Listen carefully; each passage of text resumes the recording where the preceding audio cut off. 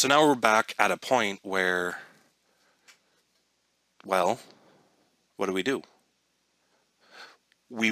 Our requirements are, we want to be able to uniquely identify one of these names inside of a loop, and the only thing we have to base it off of is a number that starts at 1 and ends at 4. Well, in programming, what we can use are called, well, arrays. I think I've pretty much alluded towards that throughout the last 20 minutes of discussion. So yeah, we need an array. And what is an array? Well, an array is a way to have multiple variables that can be accessed dynamically depending on an index. So what does that mean? Let's look at the syntax first. First of all, any type can look like an array, or can be an array in C#.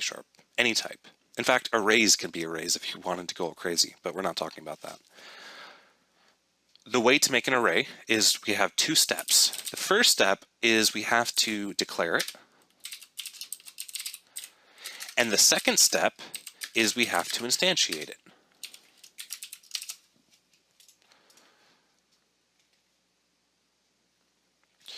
So, a bunch of new crazy, scary syntax has just appeared on my screen.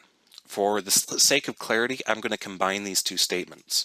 However, just like with variables, you can split the declaration and definition, or you can combine them if you wanted to. I'm going to combine them for now because there's a lot of scary syntax already going on. I don't want to confuse it with 2 lines of code.